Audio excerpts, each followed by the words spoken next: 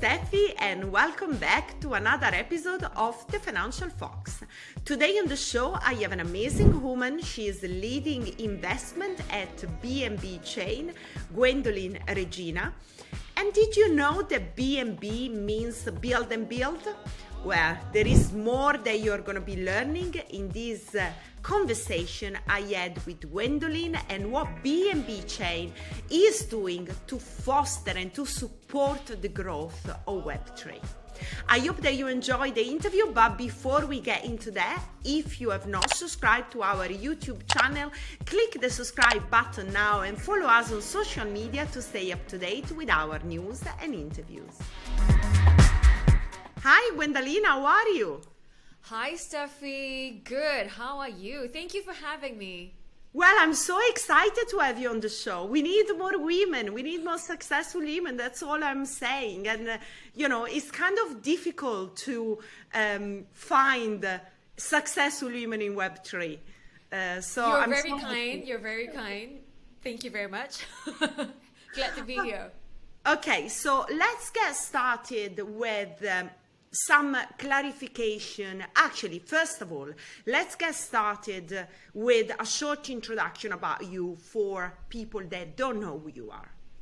So my name is Gwen, Investment Director at BNB Chain, and my background is the last 17 years I've been in the worlds of technology, startups, and media.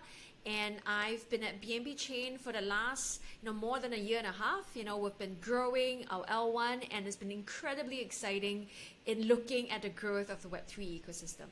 Okay, that's good. Now, clarification. Those are very important because at some point we had Binance Smart Chain that now is all branded BNB, and people are wondering where Binance fits in. What's the relationship between BNB and Binance? And, I would love you to clarify what BNB is and what are those relationships, if there are any relationships. Yeah. Good question, because yes, it is true that Binance kicked off BNB Chain, or back then we were known as Binance Smart Chain, back in September 2020. But this is the history of it, right? But since then, Binance has slowly taken more and more steps back.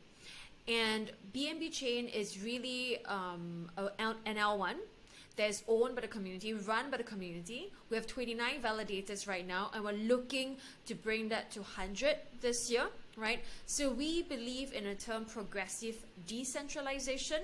So we've been working more and more with the community, to really get more people involved in BNB Chain.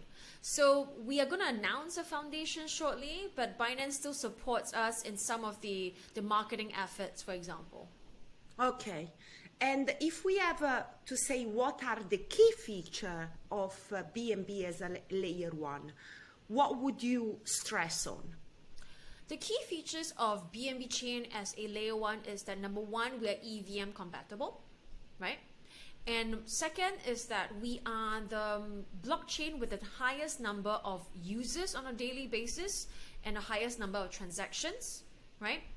And more importantly, from a technology robustness perspective, over the last 2.5 years right now, we haven't gone down. There was a bridge hack, yes, but in terms of the normal scalability, we've never gone down.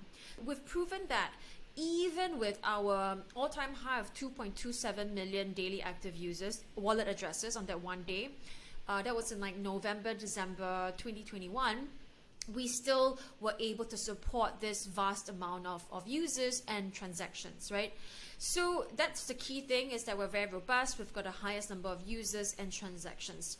And third is that for us, for BNB Chain, we are ourselves kind of a multi-chain architecture, right? So we have the staking and governance with the Beacon chain. We have BNB Smart Chain, which is a smart contract layer. We have announced, stuff like ZK BNB, which is our own ZK L2 rollup.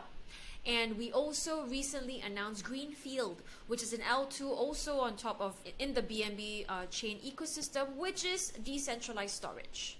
Wow, so that's a lot. And That's you're a lot. You're building a full ecosystem. And how do you manage to get so many users? Why BNB chain has so many users compared to other chain? Where myself, I'm more familiar with Polygon, for example. So, Ethereum, the Polygon is actually solving the problem of scalability. And what I would be really curious about why BNB has so many users.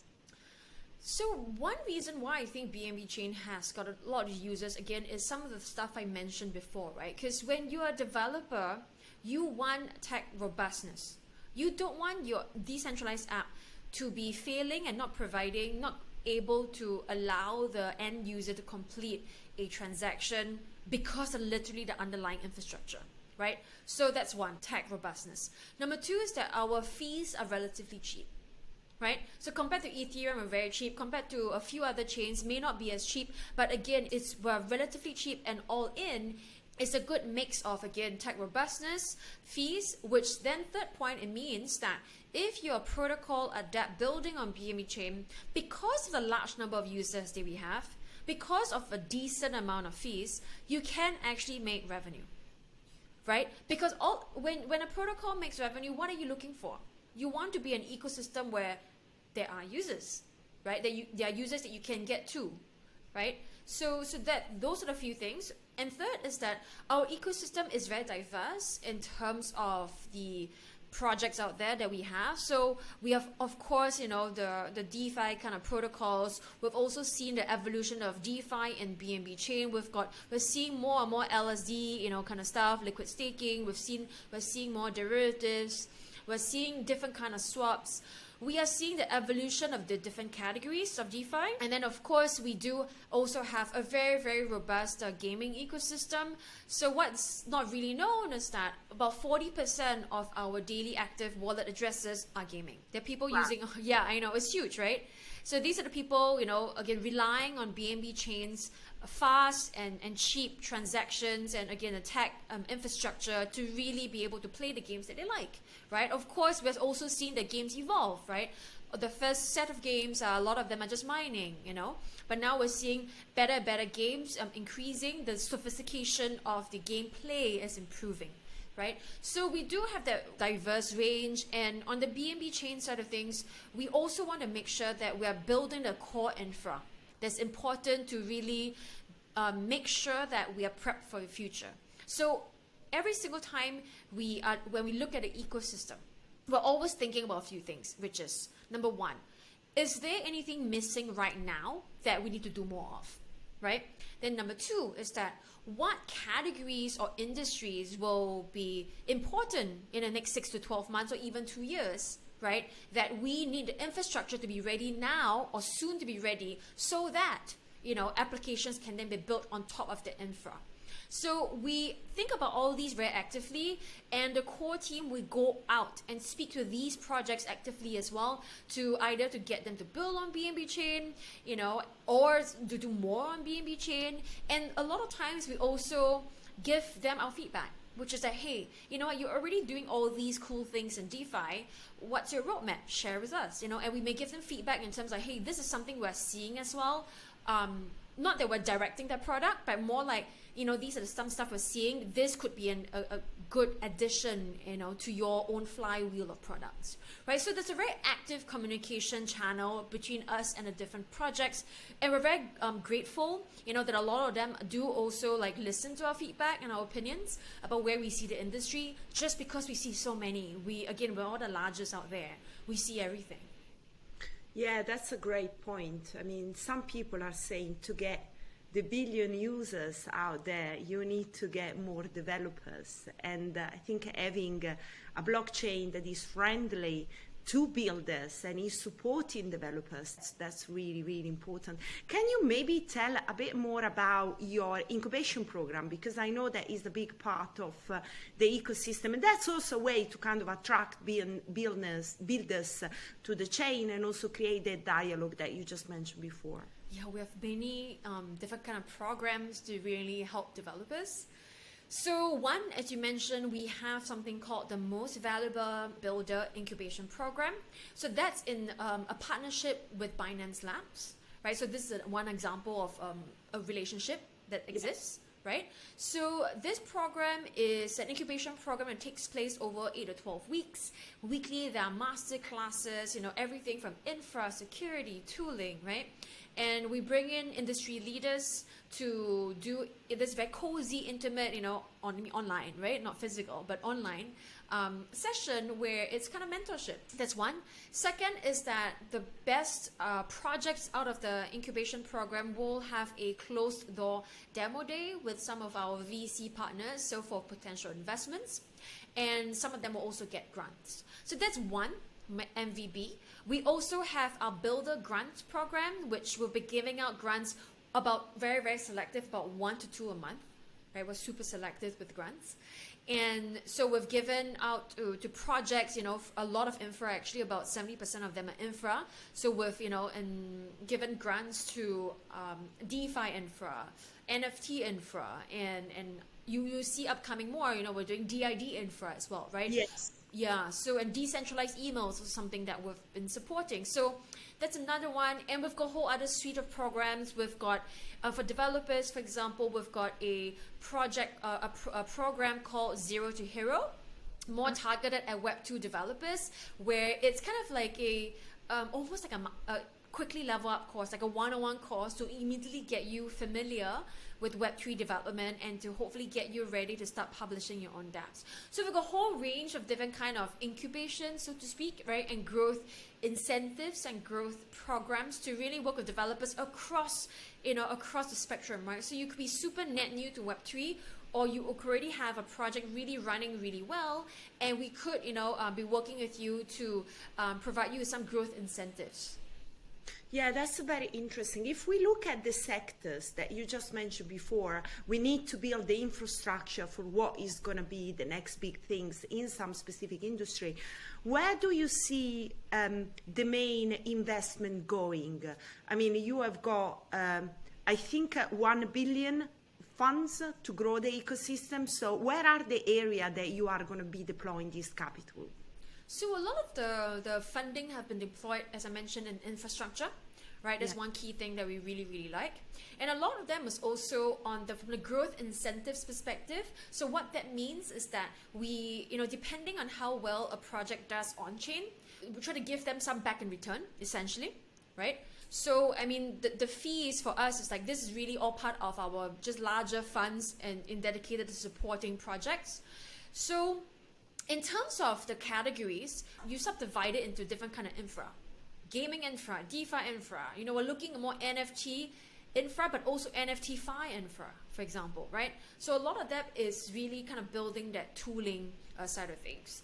Then next, on the more protocol and kind of gaming layer or the application layer, we have a lot of gaming projects that we are working deeply with, right? Because gaming, again, is one of our core categories. Again, 40%. Right? So we have a lot of good games that have already been built on BNB Chain.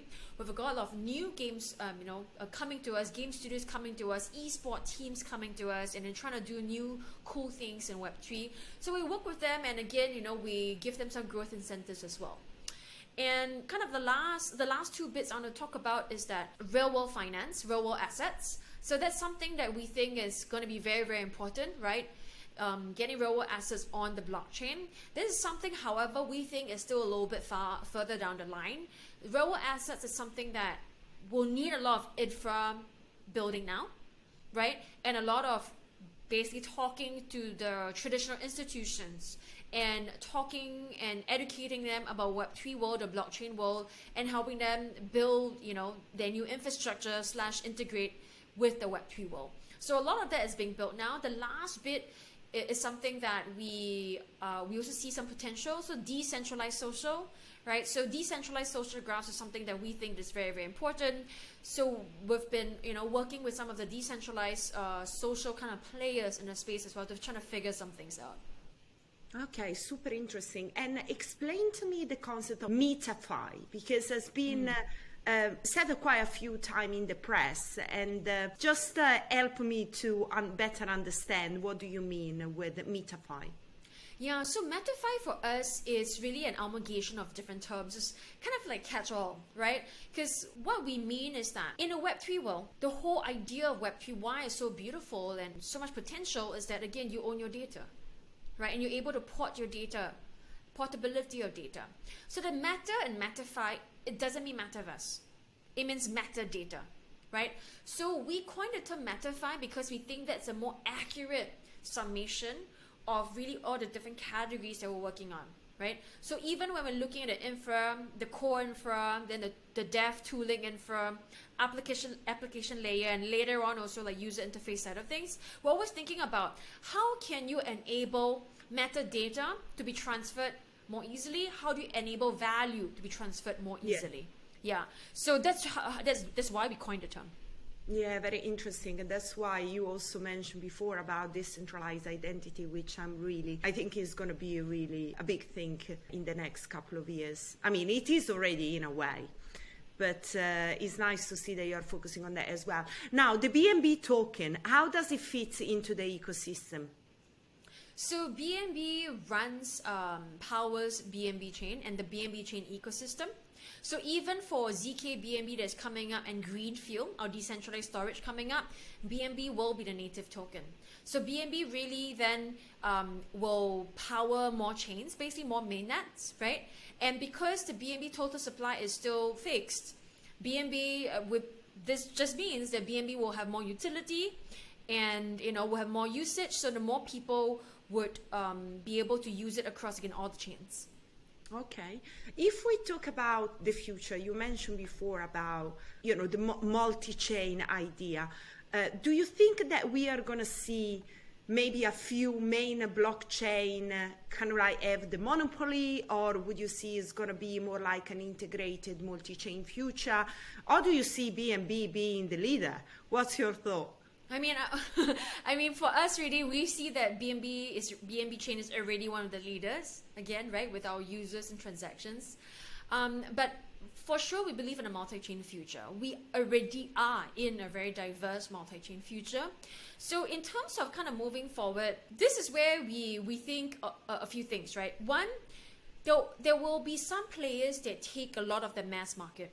Right, you already see Ethereum and BNB Chain in this case. We have the most number of users. We are the most mass in that sense, right? But at the same time, application-specific chains is something that we think there'll be some legs there.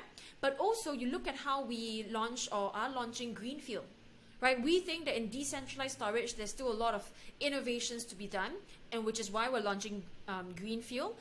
And Greenfield again is an L2 in our BNB Chain ecosystem. So almost as if like there's this whole world of multi-chain out there, and BNB Chain is like here, and even within BNB Chain, we have our own multi-chain, right? So we really think that this is the future where the different ecosystems are figuring out maybe their own then micro ecosystems. I mean, that's where we think it makes sense. Because for us, why did we launch Greenfield? Because there's already decentralized storage, projects out there, right? That are pretty good. But for us, we wanted one that's really kind of native to the BNB Chain ecosystem because we wanted EVM compatibility. We want native BNB Smart Chain bridging, basically. And so our own ecosystem then again is made way more robust. Talking about interoperability, what's the future for bridges? We like bridges, so we've worked with some bridges, over the last 2.5 years, essentially. So we still think that that's an integral part of the whole Web3 ecosystem, where we do think that we want to offer users choice, the end users choice, in being able to switch chains as and when they want, right? So again, we're coming back to the ethos of Web3. We really firmly believe in, again, the portability of data. So if for some reason, if you're on another ecosystem and you suddenly want to change to the BNB Chain ecosystem, we hope that there'll be a bridge that allows you to do that easily, and vice versa, right? It's a two-way street, right? So, but of course, we hope that you like our ecosystem enough to remain here. But yeah, why not? Diversify as well. I think that's important. Exactly. Well, I have to say that with Umbrella Network, we have seen so much activity coming between Ethereum and Binance Smart Chain, as well as Ethereum and Polygon. But I think BNB was, driving lots of traffic. So that shows lots of activity there. Now, you are the investment director, right? So is your role similar to like a venture capitalist? To a certain extent, yes. But ultimately, what we're focusing on is ecosystem growth, right? Yeah. A VC, first and foremost, is financial return, right? You need to provide financial return for your LPs, your limited partners. For us, really, our key goal is always ecosystem growth. And ecosystem, I'm talking about two here. One is BNB Chain ecosystem growth, but really broadly speaking, we want Web3 to grow. Right? Which is why, when we go out and talk to different traditional institutions, doing a bit more Web2 conferences as well, is to spread the word of Web3 and educate people about Web3.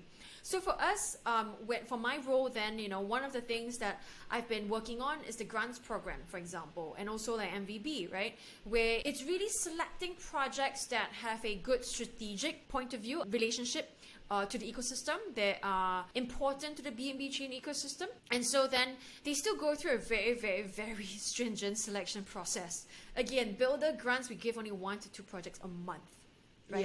Yeah. It's super selective. Yeah, so it's a very prolonged process as well. So that's one of the things where, for us, investment, this word is taken on a bigger scale, which is that we're investing in protocols, again, through our non-capital resources, right? And as well as capital resources, again, through the grants or, for example, through growth incentives. Yeah. So if you have to give an advice to crypto Web3 startup on how they should, first of all, navigate this bear market, because yes, it is a time to build, but it's also a tough time. And looking at the future and looking how they can be successful, what would be your piece of advice? So for those of projects that have been burnt by the many Black Swan events over the last, year or so, it's a very sad time. Black Swan meaning you couldn't predict it. But this goes to show that ultimately you always need to be prepared for the future. Again, with the recent SVB bank run, right? Many people on Web 2 and Web 3 were shocked. Yeah. So always diversify, right? So diversify a few things. One, diversify your revenue sources. And in this case, I guess diversify with your banks and your wallets, right?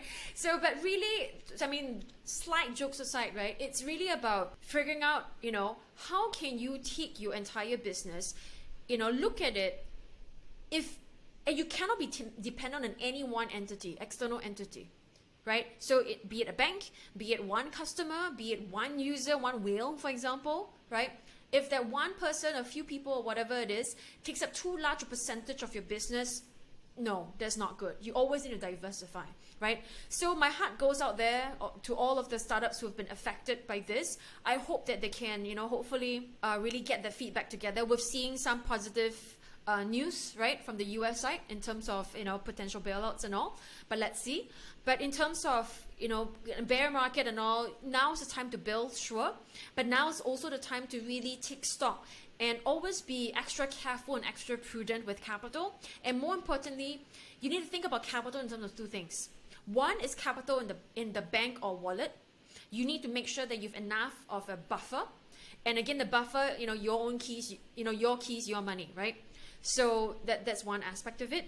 Second is something that people don't really think about is also cash flow, right? So cash flow is something that myself included when I started my entrepreneur journey many years ago. I fell into the trap thinking this is Web 2 days, right?